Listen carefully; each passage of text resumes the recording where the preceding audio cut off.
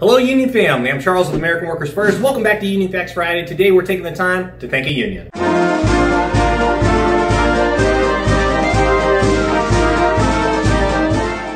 There's a tendency to take the rights that we have at our job for granted. Laws that have been passed to protect and empower workers have been implemented not only for union members, but for workers across the entire job spectrum. Today we're taking a moment to show some gratitude for what others have fought for before us and all the gains they've won in the past so that we could have a better future. So without further ado, let's list some reasons to thank a union. Just want to say thank you. Paid vacation and holidays. There's nothing guaranteeing payment for either, but through union pushes in the 1930s, by 1940, vacation pay for hourly employees grew to 50%. Thank you, unions. Thank you. The 40-hour work week and overtime pay. The Fair Labor Standards Act of 1938 made both of these federal law. Where before corporations could force unlimited hours with no additional compensation, the FLSA put regulations in place to protect workers from employer exploitation. Thank you, unions. Thank you very much. Maternity and military leave. Thank you. Collective bargaining. The National Labor Relations Act established collective bargaining as the policy of the United States. It's allowed unions to fight and win fair contracts that include health, dental, and vision care, as well as paid lunches, breaks, and sick leave. Thank you, unions. Thank you. OSHA, originally known as the Safety Bill of Rights, the Occupational Safety and Health Act of 1970 established the Occupational Safety and Health Administration. OSHA has been helping to protect workers through safer working conditions ever since. Thank you, unions. Thank you, sir. Equal pay regardless of gender, age, race, creed, etc. Thank you, unions.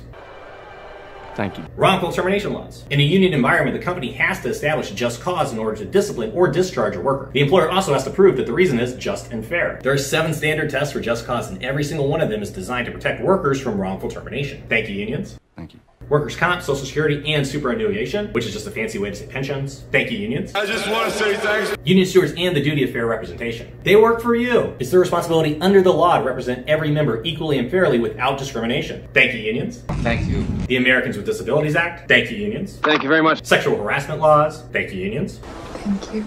FMLA, the Family Medical Leave Act. Thank you, unions. Oh, thank you. Child labor laws and a mandatory minimum wage. Back to the Fair Labor Standards Act. Prior to this law, children were exploited by corporations for their cheap labor. They were put into horrible working conditions to try and help their families make ends meet. The FLSA also created a federal minimum wage, which meant that employers couldn't take advantage of workers who were desperate to provide for their families. And those are just some of the reasons to thank a union. Thanks so much. The labor movement has been a constant presence in the fight for fair working conditions. They've always fought for your right for an honest day's pay for an honest day's work. And they've understood that workers' rights are human rights, and you can't call for one without demanding the other. Thank you for joining us for this week's Union Facts Friday and all the amazing support you've given these videos. We're going to be taking a bit of a break, but if you enjoy these and would like to see more, please do like, share, and subscribe. And if there's a topic you'd like us to cover when we pick back up again, leave us a comment below. We will see you soon, and until then, keep demanding that American workers get put first.